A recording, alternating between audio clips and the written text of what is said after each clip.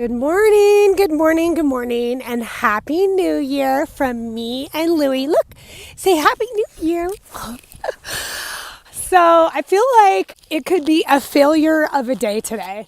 Today is January 2nd, and I have already screwed up my schedule. Does anybody feel like that? Raise your hand. I wrote down my schedule this morning or last night, and I was like, yeah, I'm going to get up. I'm going to 9:30 to 12:30. I'm going to get to the gym. I'm going to give my dog a walk. I'm going to be there for my kids and blah, blah, blah, blah, blah, right?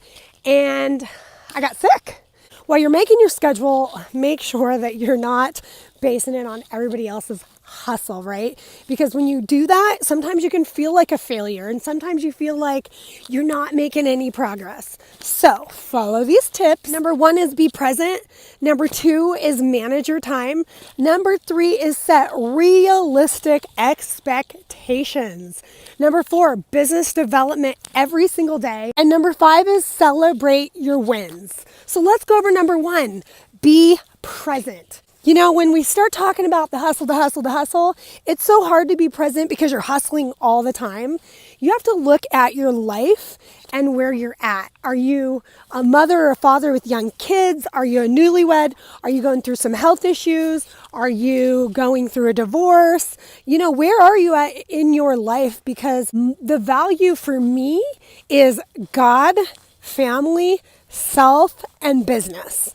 And that's where I start. I have a 12th grader. I have 6 more months before my daughter is an adult and goes off to college. So that's the most important thing to me right now, is to be present. So hustle when I need to hustle and be present. And when she gets home from school, she wants to talk to me. And the other thing is I last year walked in on one of my kids trying to take their own life in a very, very serious way. And it just puts things into perspective that you have to be present. No matter how old your kids are, or what you're going through, you have to be there for your loved ones, because that's what life's about, right? That brings me to number 2, is manage your time.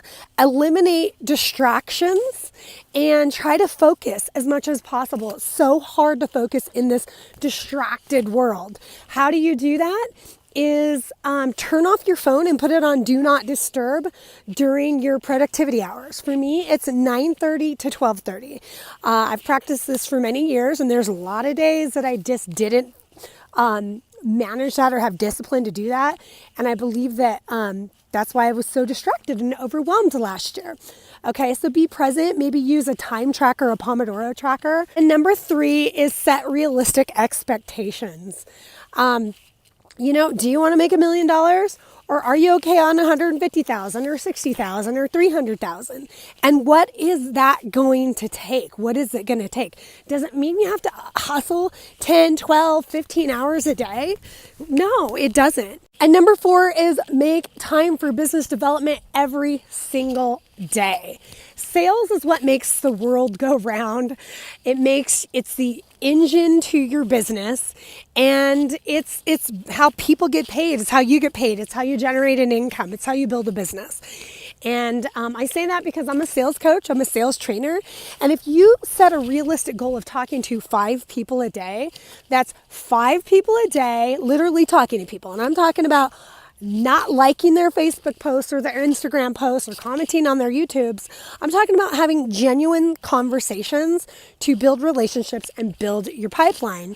That's 5 people a day times 4. That's 20 people a week. Give yourself Friday off. And that's 80 people a month. And if you multiply that by 20%, that's 16 deals that you could potentially get if you are talking to people daily and getting better and better. So make time for business development every single day. And the 5th one is celebrate your wins. Celebrate your wins at the end of the day. I had sales coaches that I'd pay $1,000 a month, and they would call me and they'd say, "What'd you do?" And I'm like, "Oh crap, I didn't talk to 30 people today," or "I didn't close, 10 deals this month." And I realized that I was focusing on everything I didn't do and not what I did do. Then I just needed to evaluate what I needed to do differently. And so I find at the end of the day, when you actually celebrate your wins, you're measuring your progress, you're measuring your productivity, and then you can figure out what you need to do next. So go out, crush your year. Do not set your goals and standards based on everybody else. Have balance in your life and enjoy the journey. Enjoy the journey because tomorrow may never come. So go sell your ass off. Don't forget to ask for the business and sell with confidence and ask for referrals at all times. Have a good day or have a great year.